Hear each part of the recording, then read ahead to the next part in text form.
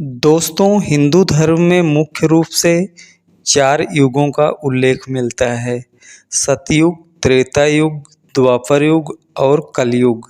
धर्मशास्त्रों के जानकार कहते हैं कि सतयुग में भगवान विष्णु के 4 अवतार हुए थे। इसके बाद त्रेता युग में भगवान राम और द्वापर में श्री कृष्ण का जन्म हुआ था। ऐसी मान्यता है कि कलयुग समाप्त होने के बाद सब कुछ नष्ट हो जाएगा और फिर से एक नए जीवन की पृष्ठभूमि तैयार होगी। कलयुग का अंत होने पर भगवान विष्णु का कल्कि अवतार होगा और पापियों का नाश करके सनातन धर्म की पुनः स्थापना करेंगे। हिंदू धर्म के अनुसार भगवान विष्णु ने राम का अवतार लिया था, जबकि द्वापर युग में श्री हरि कृष्ण के रूप में अवतरित हुए थे। अब कलयुग में भगवान विष्णु का कल्कि अवतार आने वाला है। इन तीनों युगों के बारे में आपने बहुत किस्से कहानियाँ सुनी होंगी, लेकिन क्या आप जानते हैं कि इन तीनों युगों से पहले आया सतयुग कैसा था? क्यों सतयुग को अब तक का सबसे अच्छा युग माना जाता है? सतयुग का इतिहास कोई 17 लाख साल पुराना बताया जाता है। सतयुग को कृत युग भी कहा जाता है।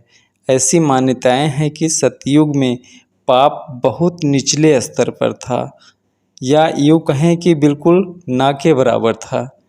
इसे सच्चाई, तपस्या, अनुष्ठान और दान का युग भी कहा जाता है।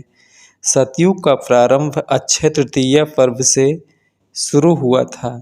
इस युग के लोगों की आयु बहुत लंबी होती थी और उनका कद बहुत लंबा होता था। वह ज्ञान व तपस्या से परिपूर्ण थे। सतयुग की मुद्रा रत्नमय थी। इस युग में सोने के पात्र का प्रयोग अक्सर किया जाता था। ऐसा कहा जाता है कि सतयुग में भगवान विष्णु ने कुल या अवतार लिए थे। कुल 4 अवतार लिए थे।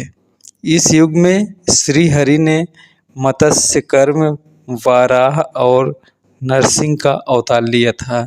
भगवान ने ये अवतार क्रमशः शंखासुर का वध, वेदों के उद्धार, पृथ्वी का भार हरण और हिरण्याकश्यप का वध करने के उद्देश्य से लिए थे, तथा राजा हरिश्चंद्र की कहानी भी इसी सतयुग से जोड़कर देखी जाती है। सतयुग का समापन होने के बाद त्रेता युग और फिर द्वापर युग आया।